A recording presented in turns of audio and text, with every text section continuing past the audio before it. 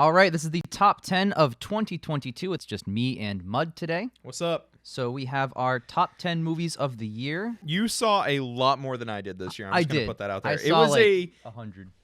It was a rough year for me, Joaquin, and Ian to get to the movie theaters. Yep. I think combined we saw less than 50 films. Yeah, I saw more than that combined. Yeah. So I have heaters, but I have some good films. Just not as many as I would have liked to see. We're also, for the record, recording this a little early because scheduling stuff. Mm-hmm. So some stuff might not be out yet, but whatever. Starting us off, I will start us off with number 10. It is See How They Run, which is a whodunit comedy film, and it is on here because I didn't get to see Glass Onion. Oh, you didn't get to see it. I did not get to see Glass Onion. I had a ticket for it, and then I had to cancel it because of work. You can blame Netflix for putting it out like in half a theater for 4 minutes. Rat bastards. And then waiting all this time. I know if I had seen Glass Onion, See How They Run wouldn't be on here, because See How They Run is like trying to copy the Knives Out formula, but they're playing it far too straight as a real whodunit. Yep. And the reveal sucks. Yeah. Because it's a character we spent no time with. But it's funny enough. It's got Sam Rockwell and Saoirse Ronan as the leads. They got pretty good chemistry. Script's a little cliche, but overall, I liked more than I didn't like in it. And that's not something I can say for a lot of films I saw this year. That is fair. I cannot blame you there. My number 10, I should mention that isn't on my list. Glass Onion is, but not yet. Emily the Criminal. This movie is very relevant to our time while also just being a great movie, which is like the thing you got to do when you nail stuff like this. Excellent themes, writing, character work, and I know the ending got some mixed reception. I am 100% positive on the ending. I love it. I think it's the perfect way to end that character, and I'm really just all jazzed up about it. It's just a great movie. What's its relationship to Emily in Paris? Is it a sequel, a prequel? It is actually part of the extended universe of Emily's. The which ECU. Started with Emma. Yeah, exactly. It's short for Emma Lee. Right. All right. So my number 9 is, it's another whodunit, but it's a good whodunit. Okay. Death on the Nile. Oh, I love this. Is the first film on my list where I was like really good, really positive about it. Like, See How They Run. I could go either way. Death on the Nile. Holy shit, man! Kenneth Branagh is such a good character director, and the acting in that film is so good.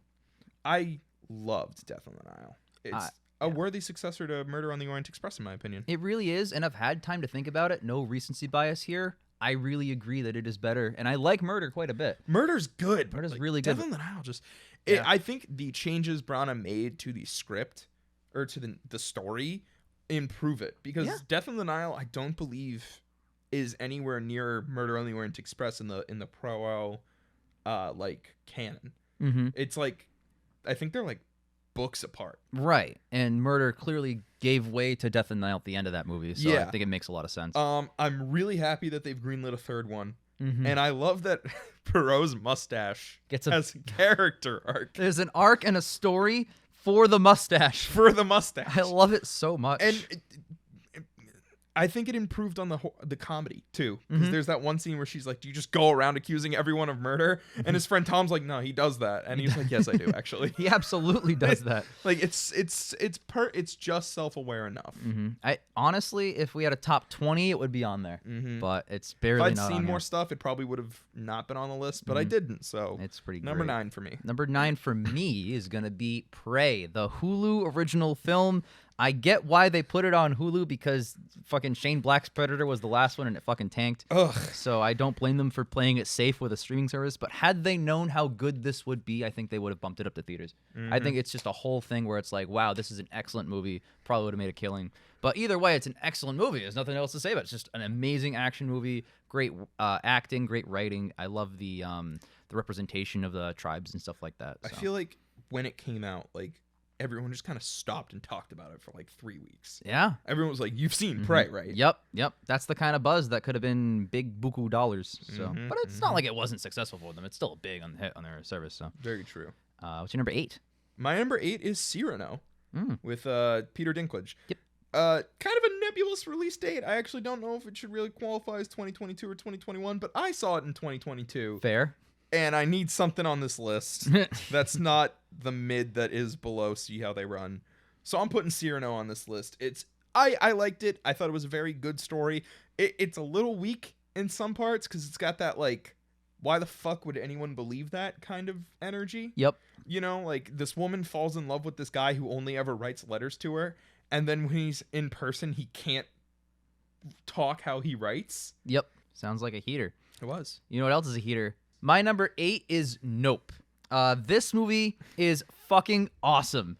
I really only have an issue with A, why is Steven Yeun's character part of the story when it's only for thematic reasons and not for story reasons? And B, what's up with the shoe? It's the first shot of the movie. There's nothing to make sense. You've been complaining about this for months. Because everything else about the movie is fucking awesome, and the shoe can't be standing up because the alien, when it no, I'm not done. When the alien shows up, electrical things shut down. That's consistent, and every electrical device was on, so the alien was not making the shoe stand up. So there's no reason. The alien wasn't there. It wasn't there at all. So who the fuck's using telekinesis on this goddamn shoe? Here's the best part. A lot of discourse I've seen around the shoe is people are saying Steven Yeun's, like, the kid character was focusing on the wrong thing. What? Like, he was so perplexed by the shoe that he didn't really fully grasp the situation around him. Okay, so why was the shoe standing up? That doesn't answer the question. So, I just no actual reason for that to be happening. Listen, calm down, Steven Yeun's child character. I'm all set. All right. I did my thing. But right. like, other than that, the reason I'm so passionate is because everything else in the movie is so fucking awesome. My number 7 is probably a weird pick. I think I like this film a lot more than most people. Lightyear. Is it Pixar's best? No. Is it Pixar's most thought-provoking? No. Is it Pixar's most entertaining? No. Did I have a good time watching it? Yes. That's all that matters. I don't understand the vitriol that this film got. I know. I just don't. I know a lot of people said that, like, the premise wasn't properly conveyed, but I love the premise that this is the film that Andy saw in 1995. Yep. That's such a good idea. And I think the only thing that could have made this film stronger is if that film had leaned more into the 90s aesthetic. If it had more of a 1990s soundtrack or a 1990s, like, tech look to it. It almost did in certain spots. Yeah, if you're going to tell me that Lightyear is one of Pixar's worst films, then I'll tell right back to you that they're one of the best, if not the best studio in terms of consistent quality. If this is what you consider the worst Pixar film below, like, Cars 2 and, like, I don't know, other shit. I haven't seen Cars 2, I'll be honest. Neither have I. Other shit that they've, like, The Good Dinosaur that people, like... I kind of like The Good Dinosaur. I didn't see it. I'm just naming films that I know aren't as universally beloved as, like, WALL-E and Up. Oh, yeah, it's no WALL-E and Up. No, it's not. That's why, like, it's not in their catalog of greatest, but it's far from their worst. Exactly. And I think people didn't give this film a fair shot because sometimes... you do just want to make a film that's fun. Lightyear is fun. And it's got some pretty good comedy as well. It does have some good comedy. Triangle of Sadness, my number 7. This is a fucking masterpiece with a bullshit ending. It literally would be a 10 out of 10 all-time great for me had it not ended in this horrible, vague, ambiguous... It's like they were like, wow, I've done an excellent job for 99%. Let's just call it here. Kind of reminds me of, what was that film from a couple years ago? The Platform. Yes, where it's like, okay. Banger film, and then it just ends and you're like, just what the wraps fuck was up. that? But this is even better than The Platform, which makes me madder that it doesn't end strong. But I love the theming, the writing. I mean, shit. You got to watch this movie just to see how great the movie is for 99% of the time. But yeah. I'll check it out. So my number 6 is Black Panther: Wakanda Forever. Okay. This is my second year in a row having an MCU film on my top 10.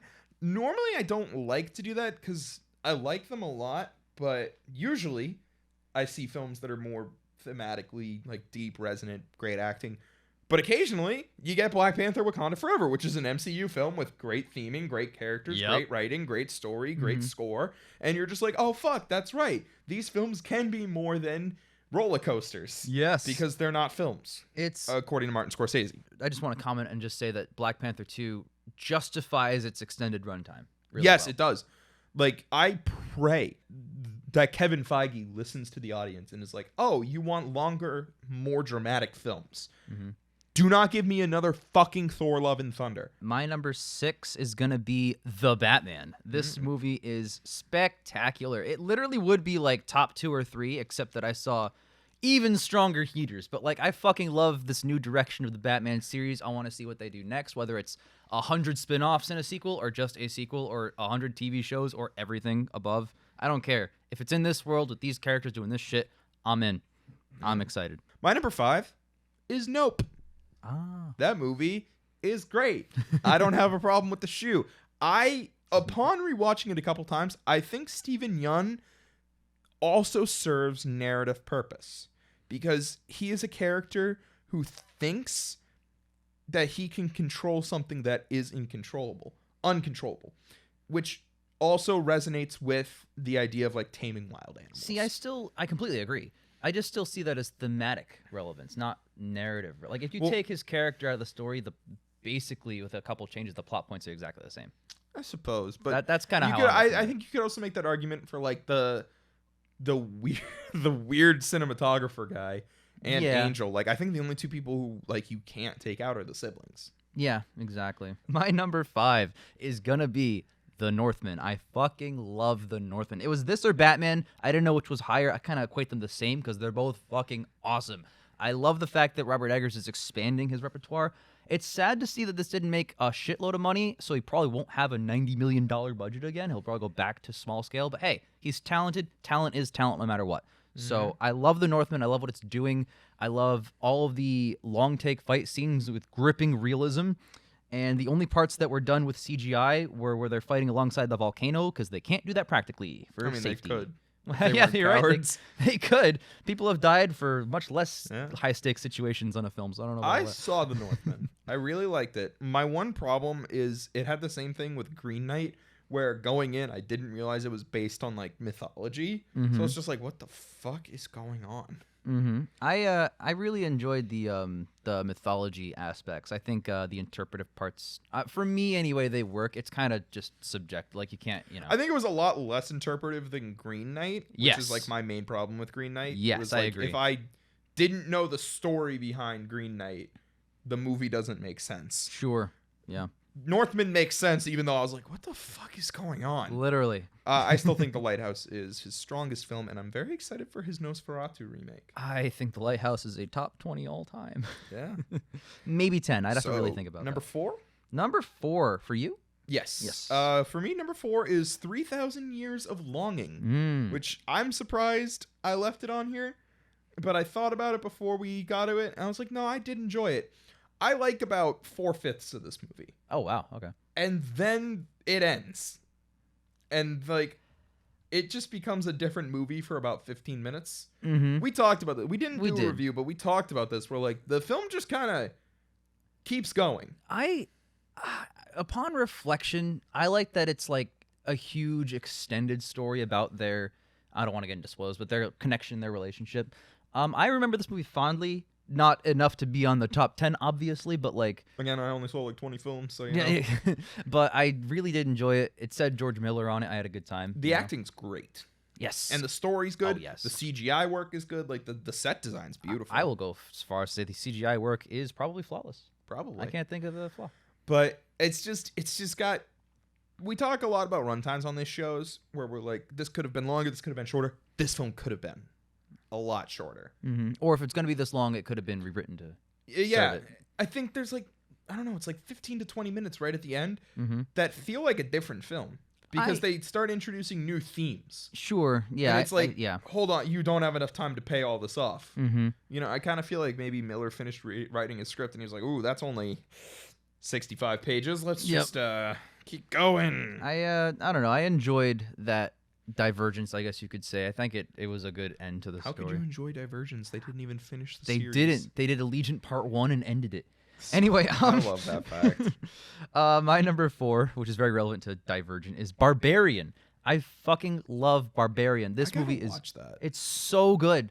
I want to hear what you have, because you're always a guy who's like talking about pacing and structure. This movie plays with that. It kind of like gives its finger to the 3-act structure, kind of following it, kind of doesn't, and it almost switches genre halfway through, but then goes back. It's a whole thing. I really really want to see it because I love when people break the mold. Yes. That shit's good to me. Mhm. Like, they don't always do it well, but Yep. I like watching it happen. It's so funny. It's as if like the first 40 minutes went by and then the start of a new film happens and you're like, oh, did I switch the wrong button? See that?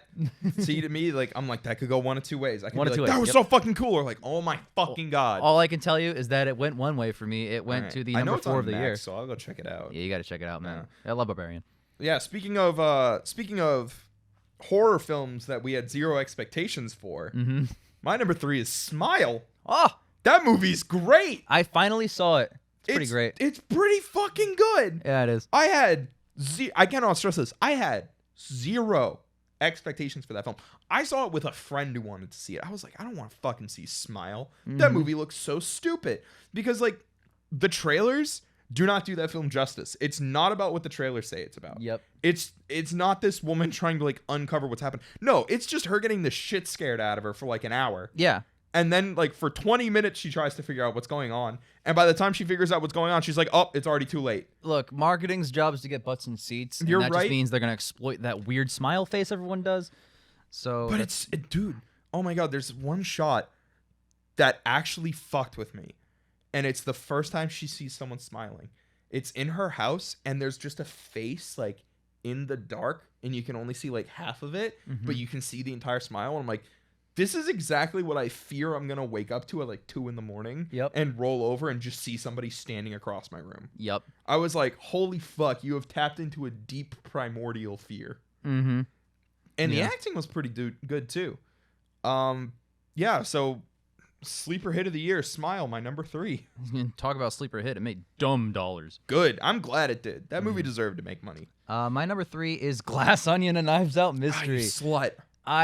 Dude, okay. It's been like almost a month. Got to work on recency bias, but I am so unfathomably confident that this is better than the first one, and I fucking love the first one. I That's think high this praise. takes that and then brings it to new levels, because the first one kind of like pointed out tropes and inconsistencies in the classic murder formula of the guy dies and everybody's owed the thing.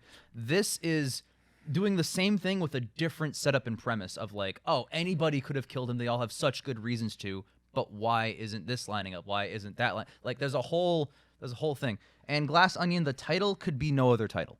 It has to be called Glass Onion. If you watch the movie, you're like, wow, that's thematic on 17 different levels. See, now I'm really excited because I read that title. I was like, what the fuck? Yeah, no, when you watch it, you're like, wow, any other title would have been shit.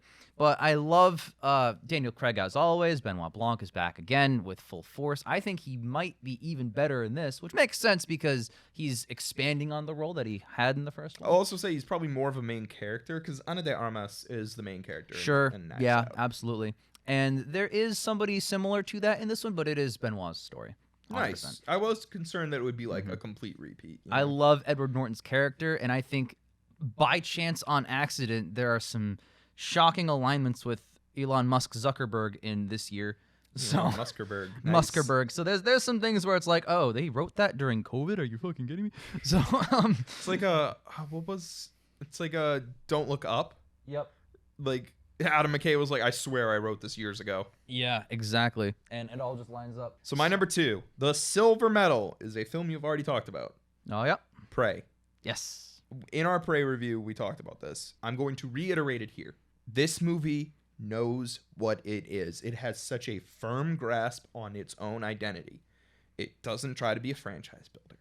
It doesn't try to just completely pander to Predator fans. Mm-hmm. It has its own story, and it understands that it's an action film. It doesn't overstay its welcome. It's like 90 minutes, that's all I need. Getting in, getting out. And it stays with you, even though it's only 90 minutes long. Yep. We talked about how Black Panther justified its extended runtime. Prey justified its short runtime, short being a relative term. Yep. Hour and a half, that's like any shorter, and like you kind of make the argument that this doesn't need to be a theatrical. Yep. But I've never seen a 90-minute film be so efficient and Right. so good at the same time. Yeah. Usually there's like, when it comes to like shorter films, I'm always like, oh, I could have done with one more scene. No. Perfect. Perfect. It's awesome. Perfection. Mm-hmm. This film is so fucking good. Mm-hmm. Is my number 2 of the year. So should we talk about my number 2 and your number 1 at the same time? I think we should talk about everything Everywhere. all at once. Let's go. This movie's fucking awesome. This movie blew my mind. It was my favorite for a very long time. I love Everything Everywhere All at Once. I love the themes, the writing. Pretty much any aspect of filmmaking is like top notch here. I went to see this after you had seen it and sung its praises.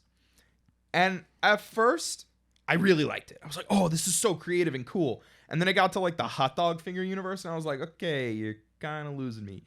And then it hit the first like climax where Michelle Yeoh's character is like, I figured it out. And I was like, okay, you stuck the landing. And then her daughter rejects her. Mm-hmm. And I was like, oh. Yep. Oh, you have something to say. Yep. And then it kept going. Mm-hmm. And then she came to another realization. And I was like, you just fucking faked me out with the climax of this film. It's so smart. I think the defining line of the movie, at least the one that struck the biggest chord with me, was, in another life, I would love to have just done taxes and laundry with you. Or something along those lines. Oh, that line. That line where he's like, they're both successful separately, and they're like, well, I wish this was our lives. And it's the life that's been the life the whole time. Oh, dude, I love that I shit. forget exactly what the line was, but it was like when the rock daughter falls over the cliff. Yes. And the mother rock goes after it. Yeah. And she's like, no matter how you feel about me, I will always love you. Yep. I was like, shit, that's so good. Mm-hmm. And and the acting in that film. Oh, come on. Dude. Come on. Short Round? Can we talk about Short Round? I'm we? sorry, I can't remember his Can name. we also say that not only acting for the villain, but one of the best written villains this year? Oh my god, dude. With the daughter? You kidding Holy me? shit. I still, oh my god, it's okay, Mom. It's organic. I was like, I lost my shit in the theater when she did that. I was like, that's so fucking funny. Yes. Super heavy themes about nihilism and existentialism while just being a fun comedy at the same time. It's so good. I kind of like that. Like, at the end of the film, the nihilists kind of win. Kinda. Because, like, the optimists are like, listen, we don't have a counter argument for what you're saying. Mm-hmm. But I love you. But I love, yeah, exactly. It came down to, like, I don't need a reason to love you. Mm-hmm. And I was like, that's so good. That's so good. Because at first it's got the cliche, like, no matter what, I'll love you. And then it evolved to be like, no matter nothing, I'll love you. Literally. And I was like, fuck, this movie's so smart and so great. good. I love it. It was beautiful. Yeah. It's damn near 10. I have to watch it again, maybe to give it a 10. I'll have to really I would think love about to rewatch it. But it's so good. And that leaves just my number one of the year. It is a film that is just an accurate title of my whole life. It's called All My Friends Hate Me. This so movie, fucking true. It's true. It's the kind of thing where I started watching it, and I thought it was like, oh, geez, this is like not for me. It's pretty cringe. I got 20 minutes in, and I was debating turning it off. And then I realized, as the movie kept progressing, it's purposeful. It's deliberate, and it builds and builds and builds and gets cringier and cringier. You know that state you get in when you don't know if somebody's playing a prank on you or just bullying or insulting you? And you got like that like half caution up where half you're like caution. you're still playing along, but you're waiting to like jump back. You're afraid of being that guy who flips out over a joke, but also don't want to be that guy that just gets insulted, and you're trying to manage your anger.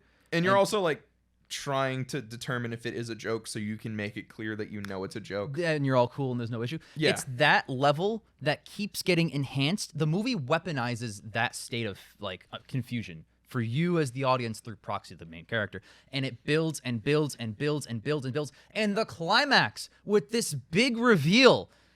But it's also an anti-reveal because the main character's like, okay, fine, I get it. You guys are really doing this to me. And then they're like, no, bro, we're just doing this, this, and that. But you don't know if you believe them. And it's like a whole, I don't want to tell you anything about the specifics. I do want to watch it. It's such a, you have to stick through it. It's going to be tough to watch it first, but it's, you rewatch it and you're like, oh my God. Dude. Yeah. So this is like a 10 out of 10. But I know what you mean, that cagey feeling where you're like, Yes. I'm not sure. Like, you're trying to manage your reactions to make it clear that, like, you know what's up. Literally, yes. And there are things that happen, you're like, okay, well, that was a weird divergence. Wait, was that relevant? No, that was a red herring. Wait a minute. Holy shit, that lines up with... No, it doesn't. It's just that. And you just keep going. I do enjoy movies that keep it guessing. Literally. And then the last, like, shot of the movie is just... it's... him and his girlfriend and sitting in the car, and she says one thing to him, and I knew what she was gonna say, and she said it, and I was like, aha, perfect thematic. So whatever. Anyway, I love this movie. 10 out of 10. Everybody Those go watch are our top 10s of the year. it. Top 10s, baby. For me personally, just because I didn't get to see a lot, not my strongest year. Mm-hmm. I had such a busy year, dude. I had no time to go to the movie theater. Yep. I saw nothing. That's fair. And honestly, some of the times I would go out of my way to see shit. I made time to go see Moonfall, dude. I don't blame you. You should. I saw Moonfall. I blame you. But we will catch you guys in 2023. Yes, we will. See you guys soon.